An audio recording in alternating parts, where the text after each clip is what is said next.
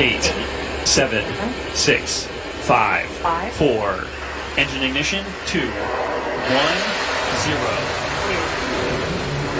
And liftoff. As the countdown to Mars continues, the perseverance of humanity launching the next generation of robotic explorers to the Red Planet.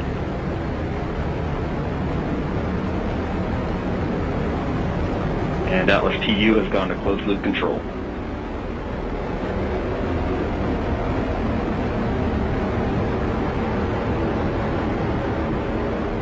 Coming up on 30 seconds into flight, the RD-180 is throttling down as expected. Engine response looks good. And Mach 1 Atlas V is now supersonic.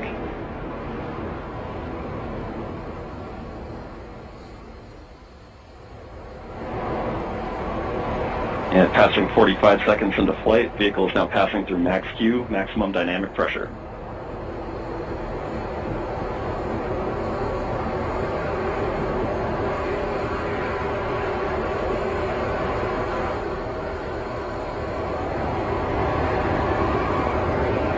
And passing 1 minute into flight, the RD-180 is throttling back up as expected. Engine response looks good.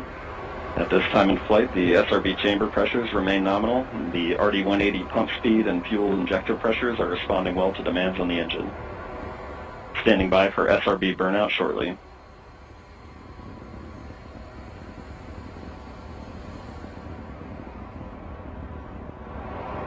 And we have burnout on all 4 SRBs. Burnout pressure signatures look good. Standing by for SRB jettison shortly.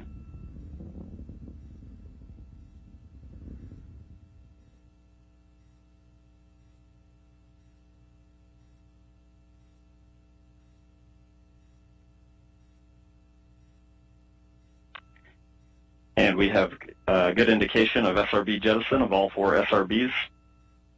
And the vehicle has gone to closed loop guidance. Vehicle body rates are responding nominally at this time.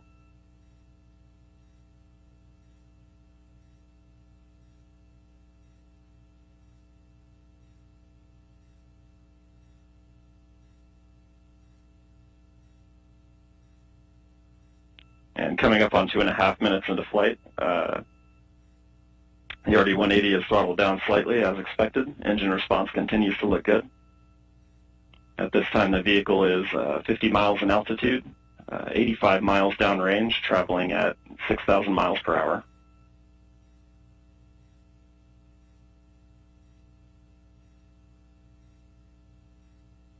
And the Centaur reaction control system is now pressurizing to flight levels.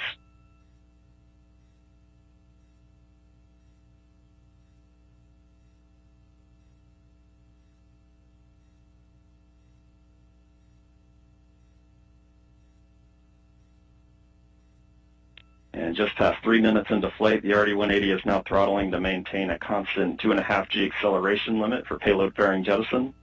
Engine response and vehicle acceleration look good.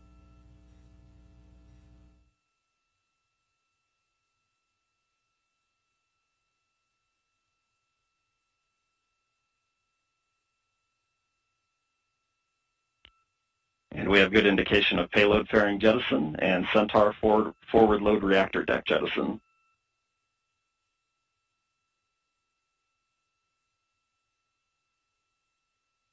And the RD-180 is throttling back up to attain a 4.6 G acceleration. Engine response continues to look good.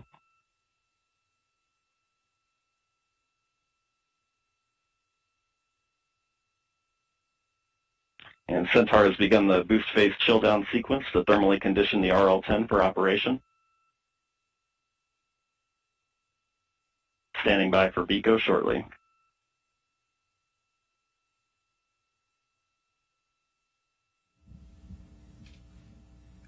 BECO's the call for booster engine. And we have BECO, booster engine cutoff, standing by for stage separation.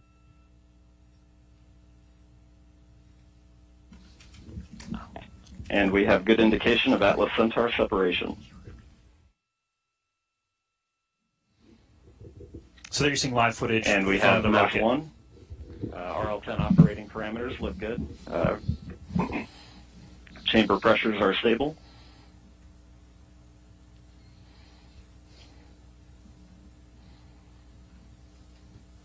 This will be the first of 2 burns for today's mission. This first burn will be approximately 7 minutes in length.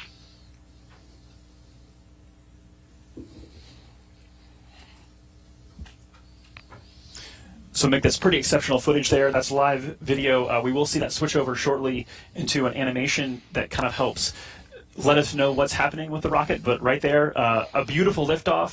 Fun to feel that rumble in the building here as we proceed towards orbit and then towards Mars destination. Yeah, absolutely. It was great watching an on-time liftoff of the Atlas V with that little over 2 million pounds of thrust. Cleared the tower in roughly 5 seconds.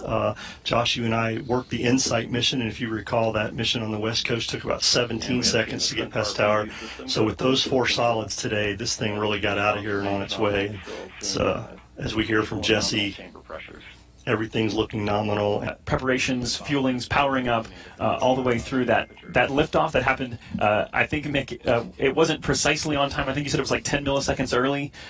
So it's pretty much dead on. Yeah, dead on. This team does a great job. As I said, they're very focused, very disciplined. As Tori also said, courageous. They have done a lot of work to get us to this point today through this pandemic, changed how they did some of their work.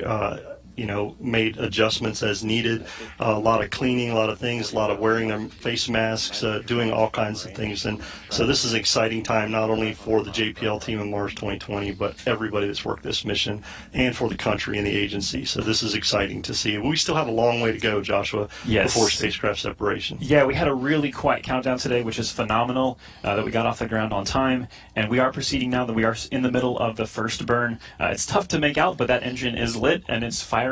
So we are in motion. There you go. There's that animation we talked about. The telemetry there as we switch to a TDRS compatible data format. TDRS. Overall telemetry quality is very good. The space tracking system.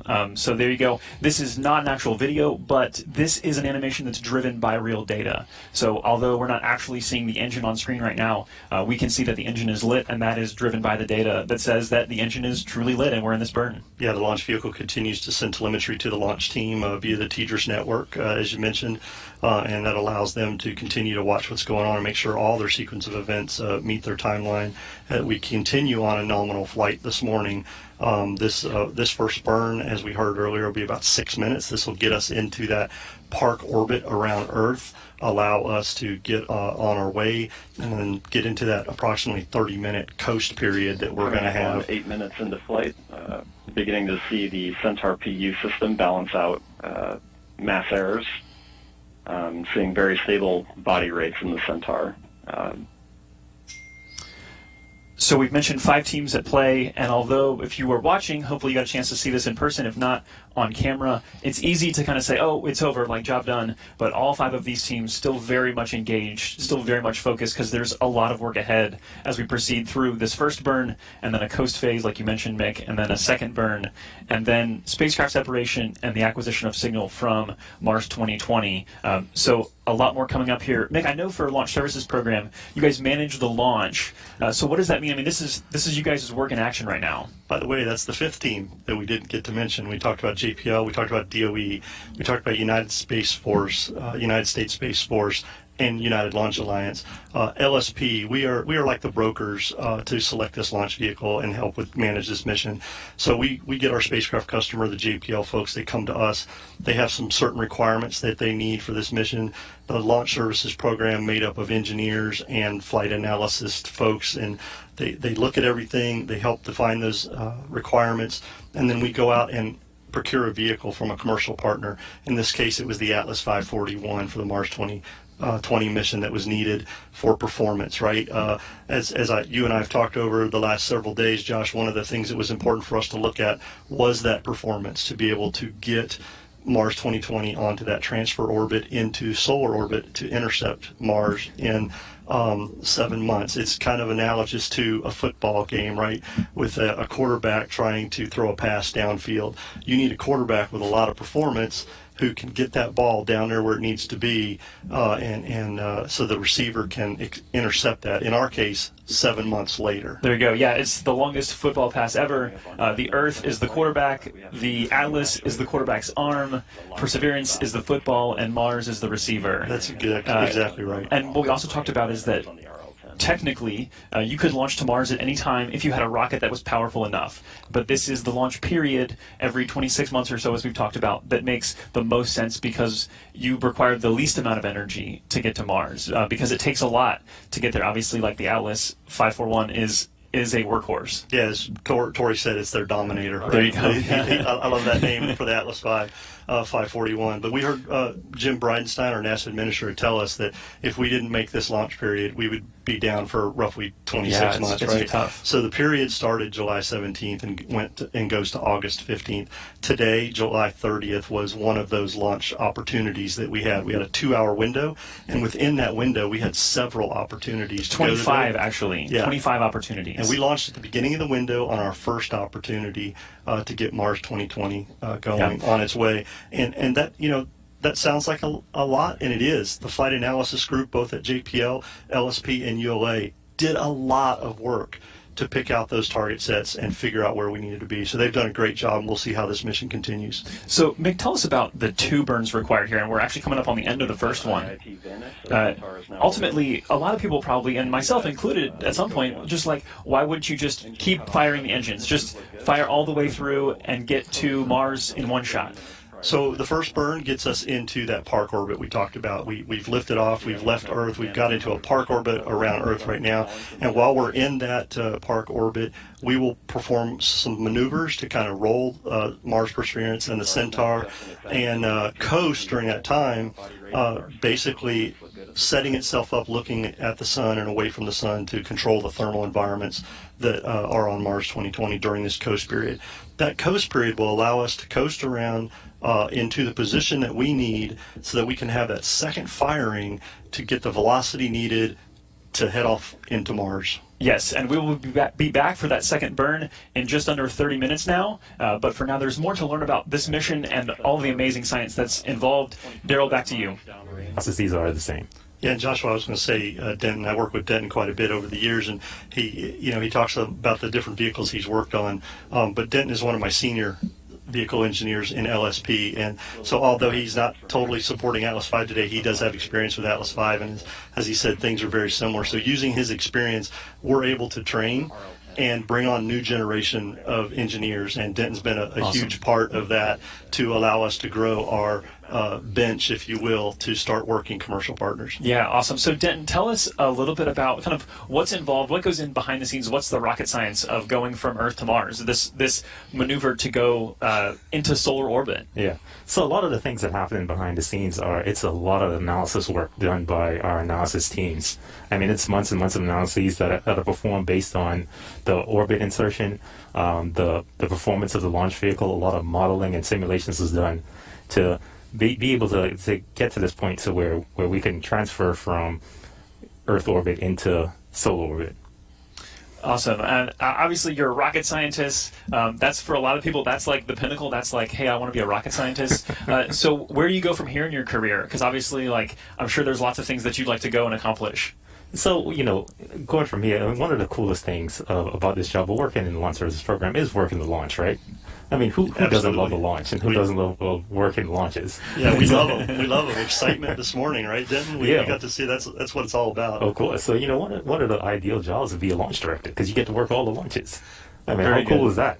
No, yeah, that's true. And I guess you get to, is it right to say you call the shots, or is it that the buck stops with you, or how would you say that? I'd say the buck stops with the launch manager. As today we talked, right? Omar Baez is our launch manager for Mars 2020, and he had to poll the team and make sure everything's ready to go. So the buck does stop with him right there on today's launch. And as Denton says, I think there's a lot of people that would love that job, and Denton's definitely looking at that next step. So I guess we need to give Omar and his assistant launch manager, Tim Dunn, a heads up. Yeah, there you go. That, Dr. Gibson. Dr. Gibson is Up on and the way. coming. Yeah. Awesome. Well, Dr. Gibson, before we let you go, give us a real quick snapshot. I know you have a mission coming up later this year. What are you working on? So we're supporting the Crew 1 launch coming up, so we're helping commercial crew out with that one, as well as Sentinel-6 as far as the LSP missions that's coming up later on this year. And so we're excited about that one. Yeah, a ton going on. Dr. Gibson, appreciate you. Thanks. And I want to take a special moment on the commercial crew note to comment. We've got a big day coming up. Yes. Pending weather. There's a tropical system that might kind of get in the mix here, but we have a tropical system that could create some problems. Otherwise, we've got Bob and Doug from Demo 2. They're coming home on August 2nd. Yes, I was going to say, Joshua, that's important for us also in LSP. Denton was my lead VSE along with a few others that are in the group that worked that mission with the commercial crew program, and so it's really important for us to be able to support other programs within the agency to make these things happen. As we launch Mars 2020 today, which is another step for us getting humans to Mars, right? Is getting humans launched off of Earth soil was a huge step for off of American soil. Yes, was a huge step for us. Yeah, and so talk about that really briefly with LSP. Obviously, Denton there, appreciate him and his contribution, and you working towards commercial crew, but also supporting Artemis, which is also part of that path of getting humans to Mars someday. Artemis is about learning to live on the moon to sustain a presence there with the eyes on Mars. So how is LSP supporting even Artemis? Yeah, one of the things there is the Gateway program, right? Deep Space Logistics that is working a lot of that. And so LSP is in the works of supporting Gateway and helping them work with the commercial partners that are providing the rockets for those kind of missions that are out there and future things. One of the cool things about working with the Launch Services Program is that we work with all of our commercial partners, SpaceX, United Launch Alliance, Northrop Grumman Space Systems, and of course some up and comings. You may have heard some, right? It is like a growing Blue Origin. field. Yeah. It's definitely a growing field in the aerospace industry, and LSP takes pride in working with those commercial partners to figure out what we can do for NASA and the country. Awesome. Yeah, it is an exciting time for spaceflight. The commercial spaceflight industry is booming. There's always new things happening. If you keep an eye on the news, you will see new things. We're getting word now that the engine cutoff here should be happening momentarily. Once we see that happen, we'll have roughly, I believe it's 5 minutes until we actually see the spacecraft separation occur. So we're going to stay with you through that, but want to kind of just preview that for you, that hopefully on screen here, you should be seeing that engine cutoff, and that's completely expected. That's a nominal operation, as you say, Nick. We'll hear from Jesse Gonzalez, who's looking at the launch vehicle telemetry and watching the animation there. So let's listen in for Jesse here. And there's the call, and there's the animation, again, modified based on data. So shutdown parameters. Let's talk about communication for a minute, Nick, because it is not an automatic thing to just shoot information at Earth and have that be usable. So how do we go about communicating not only through launch, but on the way to Mars, and then once we're at Mars? Yeah, so the important thing this morning is when we lifted off from Complex 41 here at Cape Canaveral Air Force Station, we had ground stations that were looking at the launch vehicle and tracked it all the way to provide data. Once we got onto orbit after stage separation, you heard a call out for TDRS, the telemetry network that NASA owns, which, by the way, is also used for the ISS and will be used hopefully for the landing with Doug and them. Yes. So getting off the ground today was great because we could deconflict some of that TDRS usage, right? But TDRS is very important for us to be able to get the telemetry from the launch vehicle back down to Earth here. And then, of course, when Mars 2020 separates and it gets on its way to Mars, then the JPL team will take advantage of NASA's Deep Space Network, which has been around for a long time, to be able to transmit commands and data back and forth to the Mars 2020. So it takes a lot of folks to work those, and the TDRS and Deep Space Network are very important to not only the science missions, but human space flight also. Yeah, and I think the coordination of that is something that people don't get a chance to understand much, because as you said, we're using TDRS for crew return, we use TDRS for space station, and TDRS is not an unlimited resource. We have a good number of TDRS satellites in orbit that help us do these things, but it is a coordinated effort across the globe, because we even have ground stations in Australia, I think. Yeah. Where are all of our ground stations even? We have ground stations everywhere, not only here in America on the West Coast and East Coast, but then you get into South Africa area, Australia, you said. We have several ground stations that catch up different things for missions, but of course in orbit, TDRS and the Deep Space Network are very important. And as you said, there's not an unlimited amount of resources there in the TDRS network. So we have to coordinate those things within the NASA agency and with our commercial partners when they're used for our launches. And again, that's another part of what NASA does as an agency. Yeah, so just on that note, kind of thinking about around the world, currently this spacecraft is roughly over the South Indian Ocean. So that's just thinking about how fast we're moving, just the amazing world of spaceflight. It's just hard to put into words sometimes of like, we're literally flying around the Earth and we're already halfway around it. And so I want to talk actually about planetary protection some more. I know we heard about that a little bit from Moo, about how they're working to protect Mars from contamination, so to speak, just putting things there we don't want, and we have to consider that, or ULA has to consider that when they're flying to Mars and delivering the spacecraft. Yeah, it's a combined team. ULA, JPL, LSP had to look at that for when we get ready for spacecraft separation here in about a minute, right? One of the things we talked earlier is that Centaur and Mars 2020 are on the same path towards Mars right now. So once we separate, Centaur will do a CCAM maneuver, what we call a contamination and control avoidance maneuver, and then blow down what's left of propellants in its tank. And by doing that, we have now put Centaur on a different track so that it will not intercept Mars or interfere with Mars 2020 at all for approximately the next 50 years. Yeah, and that took a lot of work by the JPL team and the launch team to make sure that would happen. So again, another planetary protection maneuver that had to be done. Yeah, and I understand from the telemetry experts in LSP that this rocket actually, after the second burn, is not actually aimed straight at Mars for that reason. It's actually aimed slightly off of Mars, and so Perseverance, Mars 2020, will redirect itself just slightly. We're not talking about over 7 months. A little bit of difference here makes a lot of difference later. Absolutely. And Josh, we heard Jesse telling us that Centaur is spinning up. This is the maneuver right prior to spacecraft separation, where we get into a slight roll to give Mars 2020 some stable Centaur tank pressures, stability. Very good performance from the RCS system, and stable indications from the avionics systems as well. So RCS there, the reaction control system, that's those small, the series of those small engines that you see firing around the spacecraft. Those are used for that in-flight operations that they need. The rolling activities, as Mick's saying, is basically providing stability to the flight of Mars 2020 as we go forward. Tell us about actually... And we have successful separation of Mars 2020 with the Perseverance rover. There we go. Awesome. We got some nice applause there. That is a big moment. We are hoping to get some live video back from that because of the time delays with communicating with things in space. We don't have it at this instant. We're hoping we'll get to see that here in a few minutes, and we'll bring that to you if we do. But tell us about the separation maneuver, because the apparatus, the actual... It's a really simple design. It's a separation clamp. We'll talk about that in a minute, but as you see on your screen right now, you see the Mission Director Center where Omar Baez and the team are. And Josh, you and I joked about this a little bit earlier, but with the pandemic and everything going on, the teams have done a great job. Normally, spacecraft separation. 2020 with the Perseverance rover, the Centaur will now perform its standard propellant blowdown sequence to inert the vehicle and complete today's flight after completing its CCAM avoidance maneuver.